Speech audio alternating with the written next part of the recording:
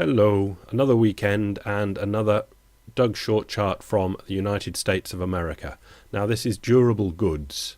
Now what Doug is trying to do here is make it real, really real. So he's pulled out transportation, defense, he's adjusted for the population increase and inflation to try and make it as real as possible. And we can see take either, but the blue line is the more important one.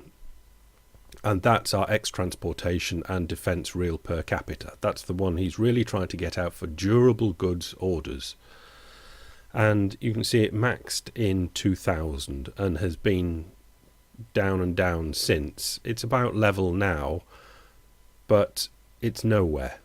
This is what this chart is saying, that compared to the peak in 2000, 40% down at the moment on durable goods orders in the United States.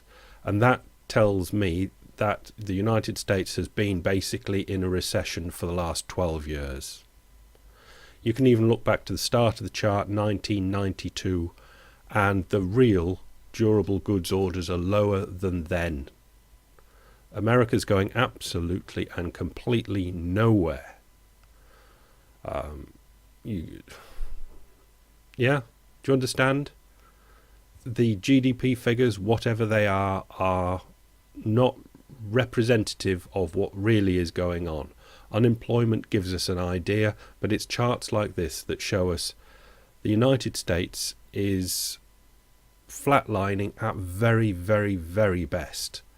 Really, it's going backwards and has been for the best part of 12 years. All of 12 years. Okay, I'm trying to insist points today. Make people really try and understand this. That this isn't just a short-term thing that, oh, the world will get over and then everything will be all right again. It's been going wrong for a long time, and now it is just happens to be accelerating out of wrongness into, I have no idea how wrong this can get, but I think it can get very wrong indeed. Meanwhile, back in Washington, Ezra Klein, Wonk blog, has put some figures on what I was talking about the dual trigger that's now grabbed Washington, and they're starting to realize what's what. So if you run along these figures for taxes and spending, the proposed at the beginning there, the Simpson-Bowles plan, you remember that all those times ago. Now taxes, when it says it up to 2 trillion, that's putting up taxes by 2 trillion. You know, these projections.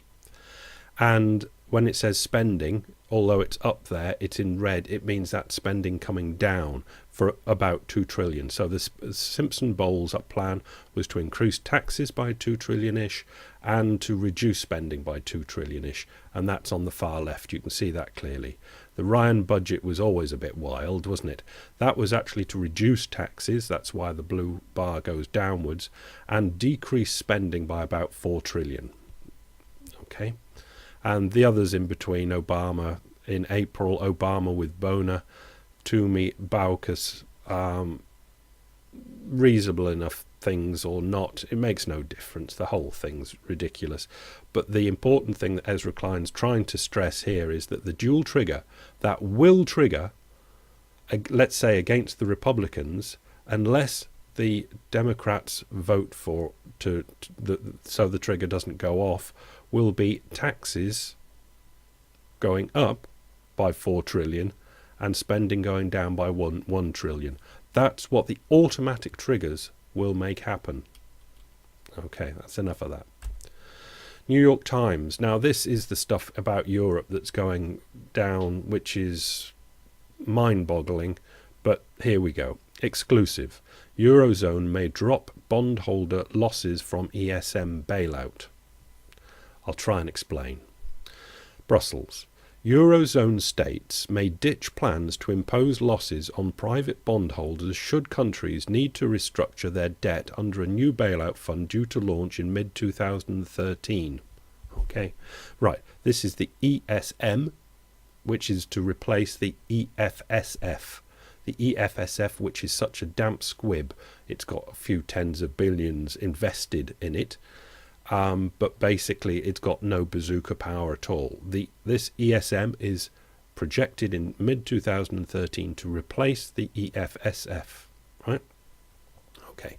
Part of that, projecting it out to 2013, that when new rules were going to be plugged into the ESM, one of those new rules was if a country goes bankrupt, let's say Greece, then private bondholders will take haircuts.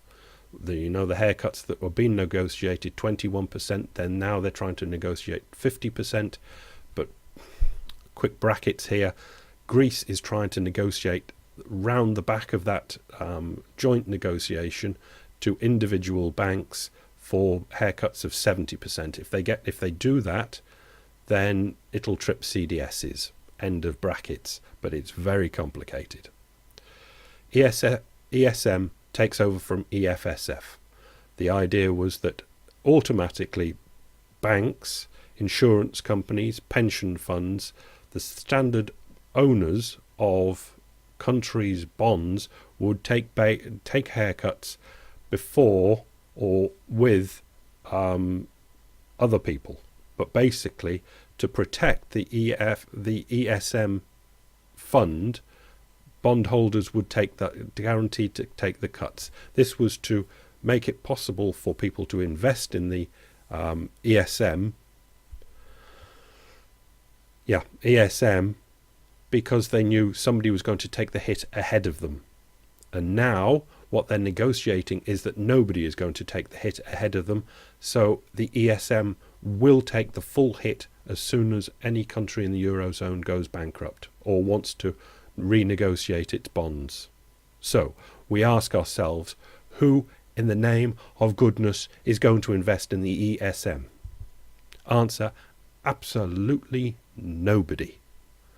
But if they write this in the new SM contract, that means that the ESM will pay out the haircuts that defaulting Eurozone countries want to give. Say it's 50% on Belgium or something like that. The ESM will pay it.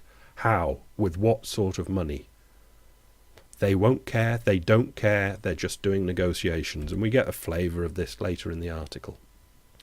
Berlin wants all 27 EU countries, or at least the 17 in the Eurozone, to provide full backing for alterations to the treaty it will consider, giving ground on other issues member states want if it to shift on, officials say. It's all what I talked about. It's the horse trading.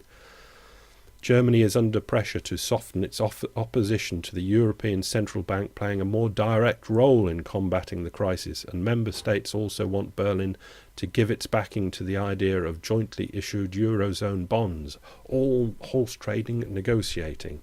German officials dismiss any suggestion of a grand bargain being put together, but officials in other Eurozone capitals, including Brussels, say such a deal is taking shape and suggest Berlin will move when it has the last commitments it is seeking, although it's unclear when that will be. This is what they're doing. I know it's a repeat of what I said a couple of days ago, but they're just horse trading about things that they all want, but they're all completely and utterly imaginary. They're just talking among themselves, doing really complicated deals when the world is spinning out of control. Yes, I'm trying to stress that. Joschka Fischer. Fischer urges Germany to pay price of saving the euro. Former Foreign Minister Joschka Fischer urged Chancellor Angela Merkel on Friday to admit to Germany. That is quite important, that somebody should stand up and tell the German people that ceding central bank independence and some sovereignty and underwriting other states' debts, three things there, ceding central bank independence, in other words, letting the ECB print money, let go of some German sovereignty, and agree to underwrite other states' debts was the inevitable price of saving the euro. And he's right. But is it going to happen? No, is it hell? There is no way around it. The price of the stability union will be a transfer union and vice versa, Fisher told Reuters. That's, if you want what they're calling a stability union, in other words, a union that's working, it's got to be a transfer union. And I don't think that's even right. But if it was right, if they'd started it 15 years ago, they might just, if they took it really, really seriously, have got a Eurozone that worked in a way that wasn't so wildly different in different areas, that it might have worked. But the chance of doing it now, when there's been more divergence of the south away from the north, or the north away from the south, in this swirling crisis, to think about even talking about it now is just moronic, pitiful nonsense. And it's just a way of avoiding was the inevitable price of saving the euro. The euro cannot be saved, so they cannot understand that, they can't accept that, so they come up with magnificent, fanciful ideas. Meanwhile, Capital Markets Financial Times investors shun Europe's big banks. Uninvestable is just about the worst word in a shareholder's vocabulary. The term meaning that the market sees no point at all in investing in a certain asset is being used increasingly when talking about European banks. It's an absolute disaster zone. I wouldn't touch them. You couldn't make me buy a bank, says some banker. And that's British banks as well. The whole thing is disaster. Okay, now that's the Financial Times. I think they're a bit fuzzy, but it's pretty hard hitting. But you don't get much more hard hitting than the International Financing Review. I mean, this is the sort of thing central bankers read. European banks' asset sales face disastrous failure. European banks are being forced to abandon their efforts to sell off trillions of euros worth of loans, mortgages and real estate after a series of talks with potential investors broke down, leaving many already struggling firms with piles of assets they can barely support. This is heavy-duty talk from the IFR. Later in the article, where we get, well, let's read, European banks have spent far too long saying everything is fine when it really isn't, said one banker at a US bank who has been advising European clients on their options. They are slowly realizing that they won't be able to do what the market is expecting. We are edging slowly closer to the depths of the crisis. The market is expecting them to get their capital ratios right, and they can really only do that by selling assets. They can't all sell assets at the same time. This was the problem in 2008 and why Paulson had to go down on his knees to get TARP.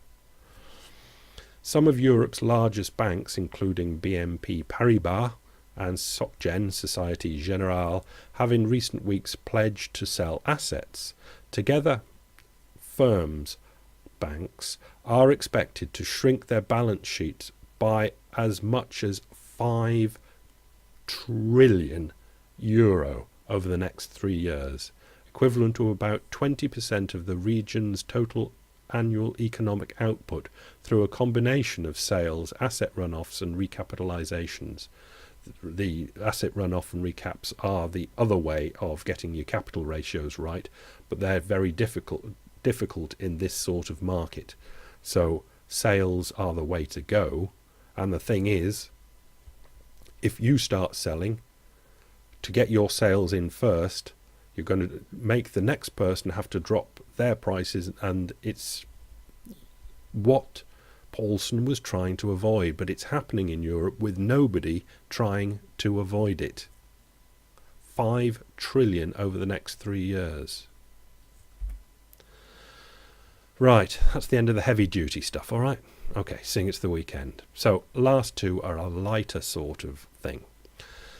Well, not if you work for Manroland, on the brink of insolvency. Manroland likely to file insolvency on Friday, say sources, and they did. They have filed, and they've gone. Munich, German outfit Manroland, is likely to file for insolvency on Friday after plans to find a new investor for the world's third biggest printing machine maker fell through. So the world's third biggest maker of printing presses has gone out of business because there isn't enough business for printing presses.